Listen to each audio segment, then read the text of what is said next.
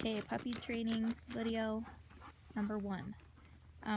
This, I'm just going to kind of explain the philosophy behind the way I work with my dogs, and then from there I'll do little short videos of, corrections, rules, boundary limitations, stuff like that. So the way I work with my dogs is I try to communicate with them in the way they would communicate with each other. So I think that's the easiest way to communicate with any animal. So dogs are pack animals, and that's just in their genes. Even though obviously they haven't been wild for a really long time, they still appreciate that kind of structure. And the way that you establish a pack mentality is by dominance and submission.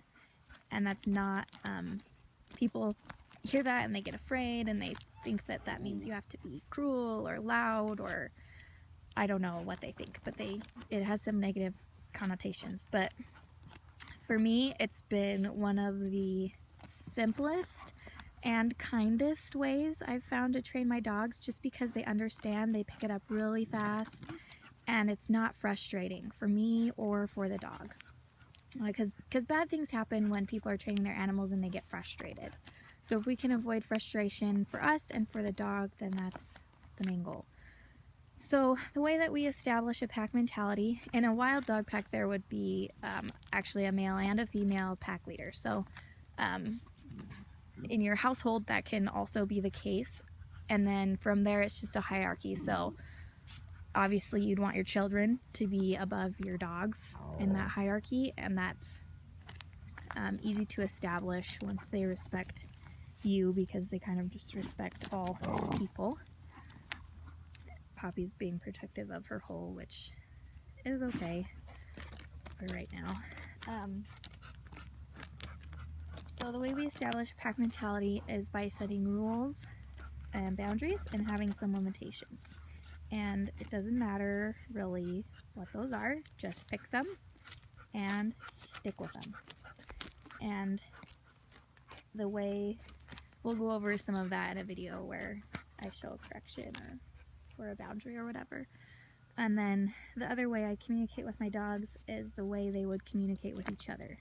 So dogs communicate with each other through eye contact. So we do a lot of eye contact. So before Poppy or Maverick's learning this, before they eat, they sit and make eye contact, and then they're allowed to eat. Before they go outside, they sit and make eye contact, and then they're allowed to go outside. And that's just establishes me as the leader, giving them permission to do something. They're not scared, they're not sad about it. That's just the rules, and they know the rules, and they respect me because of that.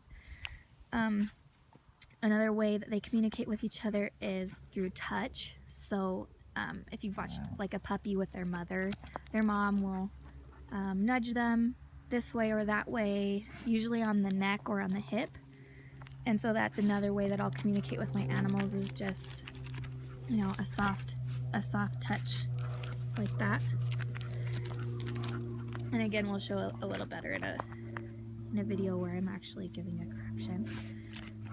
And then another way they communicate is through sound. So you noticed a few times Poppy growled at Maverick when he got over to her hole, because she wants to be the only one allowed to dig in the ground, I guess. Which right now I'm gonna let that happen.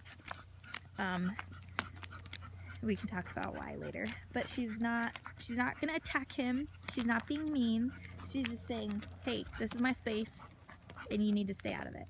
And sometimes that's appropriate for her and sometimes that's not, and that's where you need to be the ultimate pack leader and make that decision. But I let her do that when it's mealtime and he wants to get a little close to her bowl.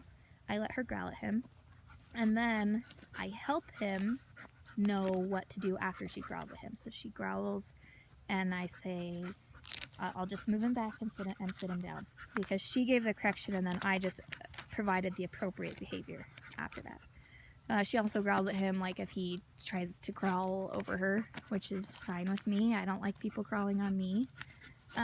But the important thing here is if I did any of that to her, she would be okay with it, because I'm the ultimate pack leader. So And then if he wanted to give the same communication to her, that would also be appropriate. So those are the way dogs communicate with each other.